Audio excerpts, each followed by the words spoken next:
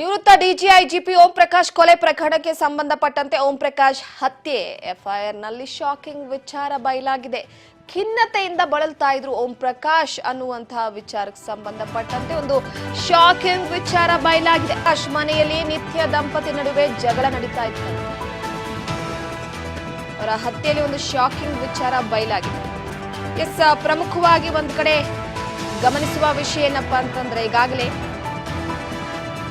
ಓಂ ಪ್ರಕಾಶ್ ಅವರ ಕೊಲೆ ವಿಚಾರಕ್ಕೆ ಸಂಬಂಧಪಟ್ಟಂತೆ ಏನಿರಬಹುದು ನಿಖರವಾದಂತಹ ಕಾರಣ, ಯಾಕೆ ಅವರನ್ನ ಚೂರಿ ಹಿಡಿದು ಕೊಲೆ ಮಾಡಲಾಯಿತು ಅನ್ನುವಂಥದ್ದು. ಕಳೆದ ಒಂದು ವಾರದಿಂದಲೂ ಕೂಡ ಮನೆಯಲ್ಲಿ ಜಗಳ ನಡೀತಾ ಇತ್ತಂತೆ. ಪದೇ ಪದೇ ಗನ್ ತಂದು ಅವರ ಪತ್ನಿ ಹಾಗೆ ಮಗಳಿಗೆ ಶೂಟ್ ಮಾಡೋದಾಗಿ ಬೆದರಿಕೆ ಹಾಕ್ತಾ ಇದ್ರಂತೆ. ಇದರಿಂದ ನೆಮ್ಮದಿಯೇ ಇಲ್ಲದಂತಾಗಿ ಹೋಗಿತ್ತು ಅಂತ ಒಂದು ಕಡೆ ಅವರ ಪತ್ನಿ ಕೂಡ ಹೇಳಿಕೆಯನ್ನ ಕೊಟ್ಟಿರುವಂಥದ್ದು.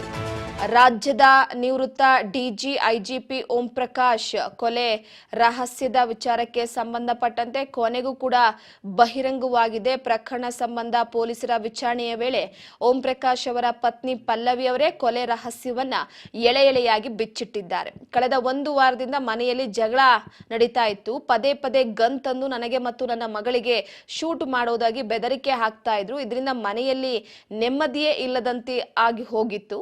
ನಾನು ಮತ್ತು ಮಗಳು ಇವರ ಕಾಟದಿಂದ ತುಂಬಾ ಬೇಸತ್ತು ಹೋಗಿದ್ವಿ.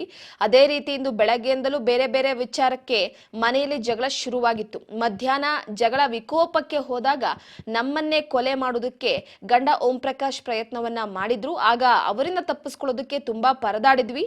ನಮ್ಮನ್ನ ನಾವು ಉಳಿಸ್ಕೊಳ್ಳೋದಕ್ಕೆ ನಾವು ಹೋರಾಟವನ್ನ ಮಾಡಿದ್ವಿ.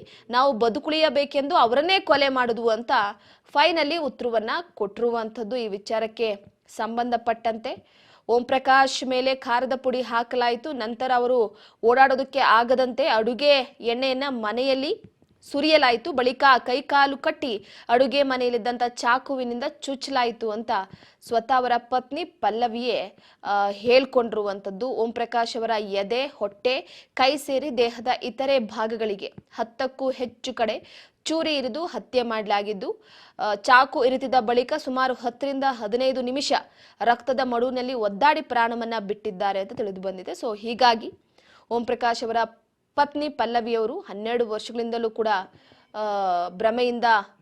ಭ್ರಮೆಯ ಕಾಯಿಲೆ, ಮಾನಸಿಕ ಕಾಯಿಲೆಯಿಂದ ಬಳಲ್ತಾ ಇದ್ರು. ಅವರಿಗೆ ಚಿಕಿತ್ಸೆಯನ್ನ ಕೊಡ್ತಾ ಇದ್ವು ಅಂತ ಅವರ ಪತ್ನಿ ಕೂಡ ಹೇಳ್ಕೊಂಡಿದ್ದಾರೆ.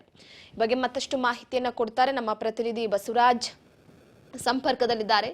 ಬಸವರಾಜ್, ಪ್ರಮುಖವಾಗಿ ನೋಡಿ ಓಂ ಪ್ರಕಾಶ್ ಅವರ ಹತ್ಯೆ ಹಿಂದಿನ ಕಹಾನಿ, ಯಾಕಾಗಿ ಹತ್ಯೆ ಮಾಡಲಾಗಿತ್ತು, ಯಾಕೆ ಖಿನ್ನತೆಯಿಂದ ಬಳಲ್ತಾ ಇದ್ರು ಅನ್ನುವ ವಿಚಾರಕ್ಕೆ ಸಂಬಂಧಪಟ್ಟಂತೆ ಎಫ್ಐಆರ್ ನಲ್ಲಿ ಶಾಕಿಂಗ್ ಅಂಶಗಳು ಕೂಡ ಉಲ್ಲೇಖ ಆಗಿರುವಂತದ್ದು. ಅವರ ಪತ್ನಿ ಕೂಡ ಕೆಲವೊಂದಿಷ್ಟು ವಿಚಾರವನ್ನ ಹೇಳಿದ್ದಾರೆ. ಈ ಬಗ್ಗೆ ಮಾಹಿತಿ ಕೊಡೋದಾದ್ರೆ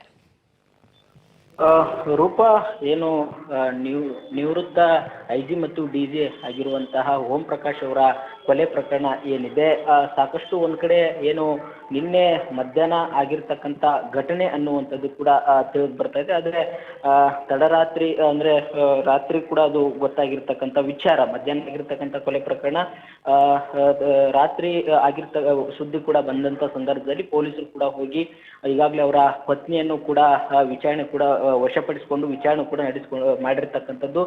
ಪ್ರಮುಖವಾಗಿ ಈಗಾಗಲೇ ಅವರ ಪತ್ನಿ ಮತ್ತು ಅವರ ಮಗಳು ಇಬ್ಬರು ಸೇರ್ಕೊಂಡು ಮಾಡಿರ್ತಕ್ಕಂಥದ್ದು ಕೊಲೆ ಅನ್ನುವಂಥದ್ದು ಕೂಡ ಶಂಕೆ ಕೂಡ ಇದೆ ಅನ್ನುವಂಥದ್ದು. ಈ ಒಂದು ಕಾರಣದ ಹಿನ್ನೆಲೆ ಒಂದಿಷ್ಟು ಕಳೆದ 10 ದಿನಗಳಿಂದಲೂ ಕೂಡ ಅವರ ನಿವಾಸದಲ್ಲಿ ಕೂಡ ಒಂದಿಷ್ಟು ಕಲಹ ಉಂಟಾಗ್ತಾ ಇತ್ತು. ಆಸ್ತಿ ವಿವಾದಕ್ಕೆ ಸಂಬಂಧಪಟ್ಟಂತೆ ಓಂ ಪ್ರಕಾಶ್ ಅವರ ಜೊತೆ ಅವರ ಹೆಂಡತಿ ಮತ್ತು ಮಗಳು ಇಬ್ಬರು ಕೂಡ ಒಂದಿಷ್ಟು ಗಲಾಟೆಯನ್ನ ಮಾಡ್ತಾ ಇದ್ರು ಅನ್ನುವಂಥದ್ದು. ಇಂಥ ಗಲಾಟೆ ಹೆಚ್ಚಾದಂತ ಸಂದರ್ಭದಲ್ಲಿ ಓಂ ಪ್ರಕಾಶ್ ಅವರ ತಂಗಿಯ ನಿವಾಸದಲ್ಲಿ ಅವರು ಇರ್ತಾ ಇದ್ರು ಓಂ ಪ್ರಕಾಶ್ ಅವರು ಅನ್ನುವಂಥದ್ದು ಕೂಡ ಮಾಹಿತಿ ಸಿಗ್ತಾ ಇದೆ.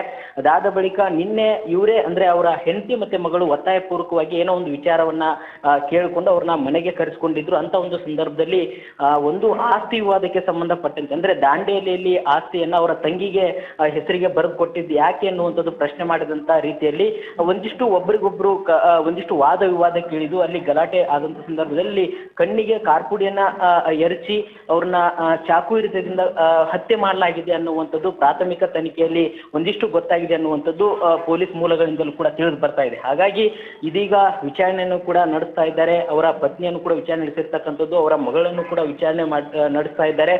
ಇನ್ನೂ ಕೂಡ ಹೆಚ್ಚಿನದಾಗಿ ತನಿಖೆ ನಡೆಸಿ ಯಾತಕ್ಕಾಗಿ ಆಗಿರ್ತಕ್ಕಂಥದ್ದು, ಈಗ ಪ್ರಾಥಮಿಕ ವರದಿಯಲ್ಲಿ ಆಸ್ತಿ ವಿವಾದಕ್ಕೆ ಅನ್ನುವಂಥದ್ದಿದೆ. 10 ದಿನಗಳಿಂದಲೂ ಕೂಡ ಈ ರೀತಿಯಾಗಿರ್ತಕ್ಕಂಥ ಕಲಹ ಉಂಟಾಗ್ತಾ ಇತ್ತು ಅನ್ನುವಂಥದ್ದು ಈಗ ತಿಳಿದು ಬರ್ತಾ ಇದೆ. ಆದ್ರೆ ನಿಜಕ್ಕೂ ಕೂಡ ಆಗಿರ್ತಕ್ಕಂಥದ್ದು ಯಾಕೆ ಅನ್ನುವಂಥದ್ದು ಇನ್ನೂ ಕೂಡ ತನಿಖೆ ನಡೆಸಿದ ಮೇಲೆನೆ ಗೊತ್ತಾಗಬೇಕಾಗಿದೆ ಅನ್ನುವಂಥದ್ದನ್ನು ಕೂಡ ಈಗಾಗಲೇ ಗೃಹ ಸಚಿವರಾಗಿರ್ತಕ್ಕಂಥ ಡಾಕ್ಟರ್ ಜಿ ಪರಮೇಶ್ವರ್ ಅವರು ಕೂಡ ಹೇಳಿರ್ತಕ್ಕಂಥದ್ದು. ಹಾಗಾಗಿ ಇನ್ನೂ ಕೂಡ ಹೆಚ್ಚಿನ ತನಿಖೆಯನ್ನು ಕೂಡ ಪೊಲೀಸರು ಕೈಗೊಳ್ತಾ ಇದ್ದಾರೆ. ರೂಪ. ಓಕೆ, ಥ್ಯಾಂಕ್ ಯು ನಿಮ್ಮೆಲ್ಲ ಮಾಹಿತಿಗಾಗಿ ಬಸವರಾಜ್. ಪ್ರಮುಖವಾಗಿ ನೋಡಿ, ಒಂದ್ ಕಡೆ ಈಗಾಗಲೇ ಹೆಚ್ಚಿನ ಮಾಹಿತಿ ಕೂಡ ಸಿಗಬೇಕಾಗಿದೆ. ಯಾಕಂದ್ರೆ ಹಂತ ಹಂತವಾಗಿ ಇನ್ವೆಸ್ಟಿಗೇಷನ್ ನಡೀತಾ ಇರುವಂತಹ ಹಿನ್ನೆಲೆಯಲ್ಲಿ ಕೊಲೆಗೆ ನಿಖರವಾದಂತಹ ಕಾರಣ ತಿಳಿದ್ಬೇಕಾಗಿದೆ.